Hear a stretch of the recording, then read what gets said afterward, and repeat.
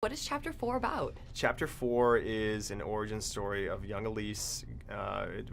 Chapter 4 is an origin story about Elise and how she came to be, and it's sort of a journey back into her childhood. We meet her in the 1950s.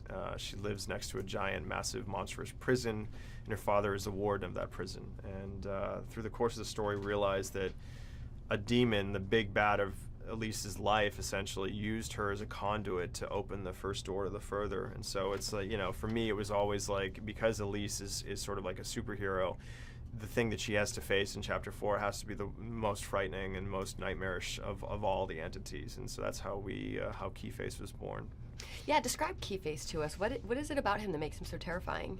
I think the scariest part of Keyface is he uses our psychology against us, and so in the case of Elise, he wants to lock her in her own trauma against her father. And of course, her father would whip her, with a cane because of her ability to talk to the dead, and he saw it as a sort of witchcraft. And so, if Keyface had his own way, Elise would be caught in the end of the movie, beating her father mercilessly.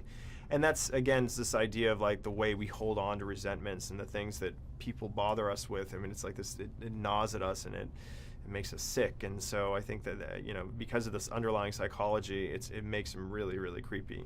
He's just not vomiting pea soup on her. He wants to make her live in an infinite loop of pain and hatred for her father. So, and look, I mean, physically, Keyface looks really cool, and I mean, from the concept art that we came up with, this idea of a gullet that looks like a keyhole, and the 5 fingers with keys on it. Again, very sort of trying to do something that will ultimately, hopefully, be iconic. What is it about this franchise that keeps audiences coming back, that warrants a fourth?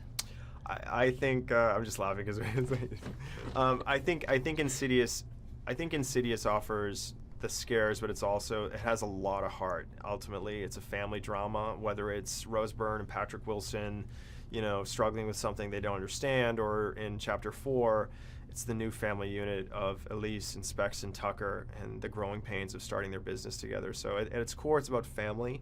And then it's about Elise being such an underdog and such a helper. I mean, she's wired to want to help people, particularly people that can't fend for themselves. And so just a total relatability to her character. What is the further? What is the further? The further is an astral realm. Essentially, it's sort of a metaphor for limbo or purgatory or Sheol, depending on your religion. And it's this idea that the traumatized dead, whether they're murdered, suicide, or aggrieved, that they don't know where they are, and they've gotten lost between our plane of existence and whether it be heaven or the light, and so they're wandering souls, and they're usually not very happy, and they need Prozac.